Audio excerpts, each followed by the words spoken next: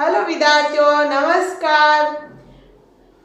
विद्यार्थियों, हम पढ़ रहे हैं सिंधु घाटी सभ्यता का पतन के कारण। हमारे सिंधु घाटी सभ्यता चल रही थी जो हमारे पूरी होने वाली थी, आज हमारे फिनिश हो जाएगी। सिंधु घाटी सभ्यता का पतन कैसे हुआ था वो पढ़ रहे हैं आज हम।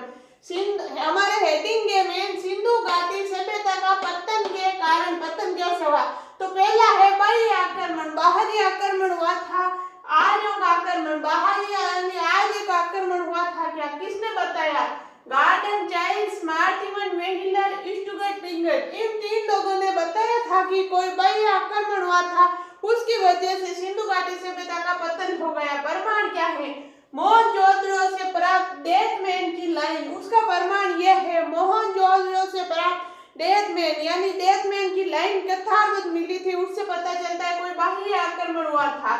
फिर क्या है? बाढ़ का प्रकोप, ऐसे माना जाता है बाढ़ आई थी, बाढ़ का प्रकोप किसने बताया? एर्नेस्ट मैके और एसा राव। एर्नेस्ट मैके और एसा राव का कहना है कि बाढ़ के कारण सिंधु घाटी सभ्यता का पतन हुआ था। फिर है नदियों की जल धारा में परिवर्तन, यह किसने बोला था? माता स्वरूप वत्स ने। माता स्वरूप वत्स ने कहा नदियों की जल धारा में परिवर्तन होने के कारण। तो हमें आपको पता है सिंधु घाटी सभ्यता पूरी मतलब नदियों के किनारे बसी हुई थी, तो ऐसे माना जाता है नदी उफान आ गई होगी, उससे बह गई होगा, तो यह है। तो इसका स्क्रीनशॉट लो, फिर हम आगे चल रहे हैं।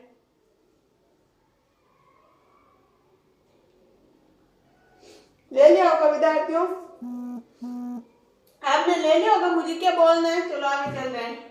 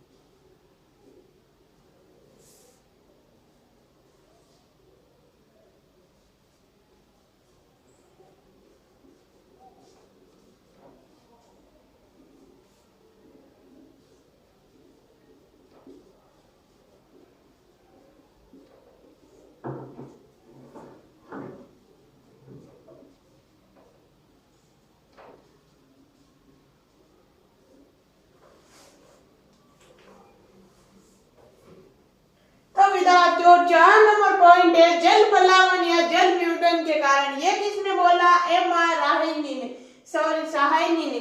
तो इसमें से सीधा प्रश्न आपको दिख रहा है, सीधा ये आएगा। बाढ़ का कारण किसने बताया?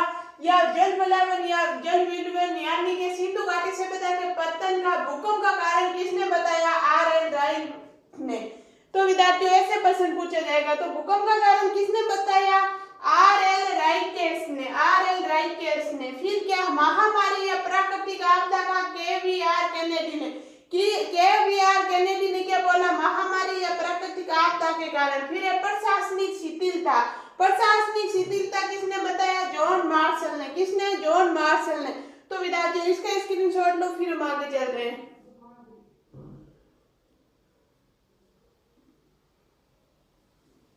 चलो आपने ले लिया होगा, चले आगे।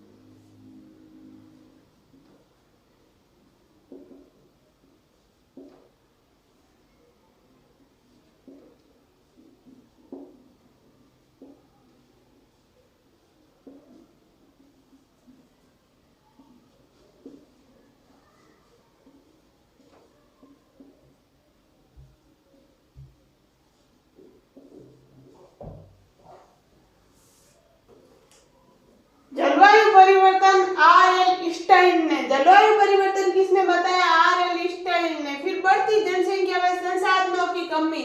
ऐसे माना जाता है जनसंख्या ज्यादा हो गई, संसाधन की कमी आ गई। ये किसने बोला? रेबल ने। रेबल के अनुसार सिंधु घाटी सभ्यता का पतन हुआ था, जनसंख्या बढ़ गई संसाधनों की कमी के कारण। तो विद्यार्थियों ये था हमारे सिंधु घाटी सभ्यता के पतन का कारण। तो विद्यार्थियों हमने सिंधु घाटी सभ्यता आज हमारे फिनिश हो गई। सिंधु घाटी सभ्यता में हमने पूरी सिंधु घाटी सभ्यता सारी सभ्यता पढ़ ली एक एक के, जैसे मोहनजोदड़ो, कालीबंगा सब। फिर हमने सिंधु घाटी सभ्यता का रहन सहन, खान पान, सामाजिक, आर्थिक, धार्मिक सारे पढ़ लिए। आज हमने सिंधु घाटी सभ्यता का पतन का कारण पढ़ लिया। तो ये थी हमारे सिंधु घाटी सभ्यता। आज हम एक न्यू टॉपिक शुरू कर रहे हैं, अब वैदिक सभ्यता की ओर बढ़ रहे हैं और मैं आपको एक सिंधु घाटी सभ्यता की प्रश्न उत्तरी बहुत जल्दी आपको दे दूंगी।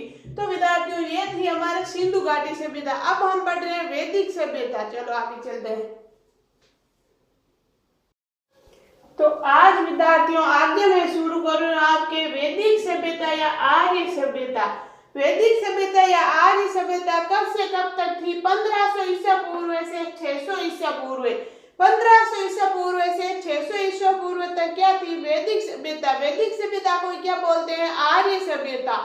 सब वैदिक सभ्यता कौन कौन से वेद थे? जैसे ऋग्वेद, सामवेद, यजुर्वेद, ये वेद थे हमारे। हम आज तो सिर्फ आपकी मैं इतनी सी शुरुआत कर रही हूँ, आगे वाली क्लास में फिर हम डिटेल से पढ़ेंगे। आपको मैं बहुत अच्छे से पढ़ूंगी और एक एक वर्ड आपको याद करूंगी। ऐसे नहीं है विद्यार्थियों मैं बढ़ चढ़ के लिखा रही हूँ, ऐसा भी नहीं है मैं आपको शॉर्ट लिखा रही हूँ। आपको पता है बाकी यूट्यूबर बड़े बड़े हैं, ऐसे बोलते हैं छोटे यूट्यूबरों को क्या है, वो आपको शॉर्ट में लिखा देते हैं। क्यों? क्योंकि वो एक टीचर है, वो शॉर्ट में लिखा देते हैं। ऐसे नहीं समझते बच्चे को कैसे समझ में आ रहा। मेरे जो गुरु थे उन्होंने मुझे ऐसे सिखाया है, हर बात को निचोड़ के दो, ताकि सरल बना के निचोड़ के दो, ताकि जो पढ़ रहा है उनको अच्छे से समझ आ जाए। तो विद्यार्थियों मैं जैसे खुद तैयारी कर रही हूँ वैसे आपके साथ में शेयर कर रही हूँ। वैदिक सभ्यता या आर्य सभ्यता 1500 ईसा पूर्व से 600 ईसा पूर्व। फिर क्या है? वैदिक सभ्यता को आर्य सभ्यता भी कहते हैं क्योंकि इसके निवासी आर्य थे। वैदिक सभ्यता को आर्य सभ्यता क्यों कहते हैं? क्योंकि इसके निवासी कौन थे? निवासी आर्य थे, इसलिए इसको आर्य सभ्यता भी कहते हैं। फिर क्या है? आर्यों का शाब्दिक अर्थ क्या होता है? आर्यों का शाब्दिक अर्थ होता है श्रेष्ठ, श्रेष्ठ, श्रेष्ठ या उत्तम होता है। आर्यों का शाब्दिक अर्थ श्रेष्ठ या उत्तम होता है। विद्यार्थियों क्या होता है? श्रेष्ठ या उत्तम। आर्यों का शाब्दिक अर्थ होता है श्रेष्ठ या उत्तम। वैदिक सभ्यता को आर्य सभ्यता, वैदिक सभ्यता को आर्य सभ्यता भी कहते हैं। क्यों कहते हैं? क्योंकि इसके निवासी आर्य थे। क्यों कहते हैं? क्योंकि इसके निवासी आर्य थे। फिर आर्य शब्द किसी जाति को नहीं बताता है। आर्य शब्द किसी जाति को नहीं बताता है, अपितु एक समान भाषा बोलने, एक समान भाषा बोलने वाले लोगों के समूह को आर्य कहा जाता है। आर्य शब्द किसी जाति, आर्य शब्द ऐसे नहीं माना जाता है किसी जाति को बतलाता है। एक समान भाषा, एक समान भाषा बताता है, अभी तो एक समान भाषा बोलने वाले लोगों के समूह को आर्य सभ्यता कहते हैं। तो विद्यार्थियों हमारे ये शुरुआत है वैदिक सभ्यता की, हम बहुत डिटेल से वैदिक सभ्यता पढ़ेंगे।